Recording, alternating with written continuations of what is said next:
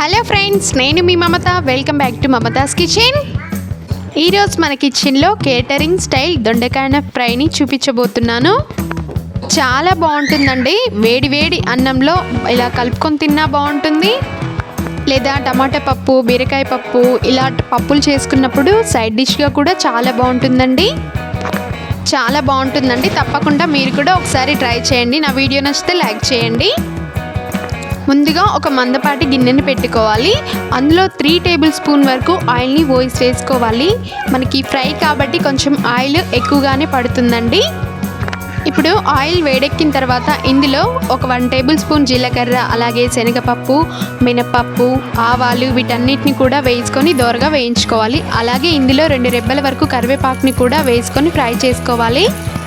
అలాగే దీంట్లో ఒక 4-5 పచ్చిమిర్చిని ఈ విధంగా పొడవుగా కట్ చేసుకొని వేసుకోండి. దీంతో పాటే 4 ఎండుమిర్చి కూడా ఇలాగే వేసుకోవాలి. దాంతోపాటు సన్నగా తరిమి పెట్టుకున్న కొంచెం నిలువుగా కోసుకోండి ఉల్లిపాయని. ఒక ఉల్లిపాయ అనేది సరిపోతుందండి. ఉల్లిపాయ ముక్కలు మరీ ఎక్కువగా వేగాల్సిన అవసరం లేదండి, ఎందుకంటే మనం దొండకాయలు వేస్తాం కాబట్టి వాటితో సహా మంచిగా వేగుతాయి.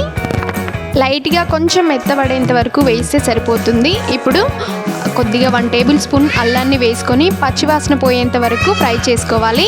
అల్లం కూడా వేగిన తర్వాత ఇప్పుడు లేత దొండకాయ ముక్కలు ఈ విధంగా పొడవుగా కట్ చేసుకొని శుభ్రంగా కడుక్కొని ఈ విధంగా వేసుకోవాలి. ఇలా వేసుకున్న తర్వాత ఈ దొండకాయలన్నీ కూడా తాలింపులో కలిసేలాగా బాగా కలుపుకోవాలండి. ఇప్పుడు స్టవ్ని సిమ్లో పెట్టేసి మూత పెట్టేసి బాగా మగ్గనివ్వాలండి.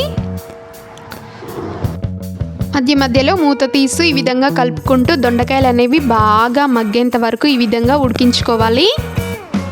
చూడండి, దొండకాయలు అనేవి కొంచెం కుక్ అయ్యి కదా. ఇప్పుడు ఇందులోకి ఒక 1 టేబుల్ స్పూన్ వరకు పసుపుని యాడ్ చేసుకోవాలి. అలాగే 1.5 టేబుల్ స్పూన్ వరకు సాల్ట్ని కూడా యాడ్ చేసుకోవాలి. ఇలా సాల్ట్ వేసుకోవడం వల్ల మనకి దొండకాయలు అనేవి చాలా తొందరగా కుక్ అవుతాయి. సో అందుకోసమే సాల్ట్ని కొంచెం యాడ్ చేసుకోండి. కావాలంటే మీరు తర్వాత ఇంకొంచెం సాల్ట్ని యాడ్ చేసుకోవచ్చు.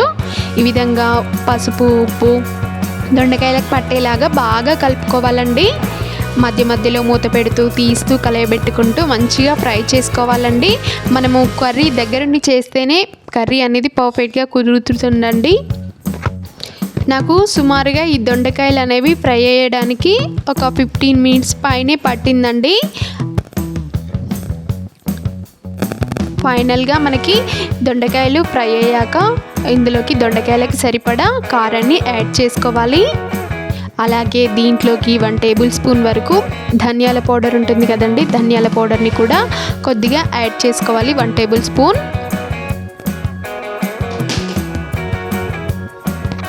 ఇప్పుడు ఈ రెండు కూడా బాగా దొండకాయలకి పట్టేలాగా మంచిగా ఫ్రై చేసుకోవాలి.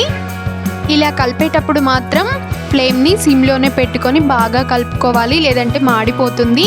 అలాగే దీంట్లో 1 టేబుల్ స్పూన్ ఎండు కొబ్బరి పొడిని కూడా యాడ్ చేసుకోండి. టేస్ట్ చాలా బాగుంటుంది. ఒకవేళ లేదు అంటే కనుక స్కిప్ చేసుకోవాలి. ఇప్పుడు ఇందులో కొంచెం సాల్ట్ని కూడా యాడ్ చేశానండి. ఇవన్నీ కూడా బాగా కలుపుకొని సిమ్లో పెట్టుకొని మూత పెట్టేసుకొని బాగా ఫ్రై చేసుకోవాలి.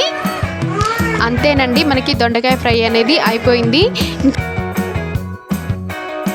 లాస్ట్లో మనం కొంచెం కొత్తిమీరని యాడ్ చేసుకున్నామంటే కనుక దొండకాయ ఫ్రై అనేది అద్దిరిపోద్దండి, సూపర్గా ఉంటుంది. అంతేనండి, సింపుల్ దొండకాయ ఫ్రై అనేది మనకి రెడీ అయిపోయింది.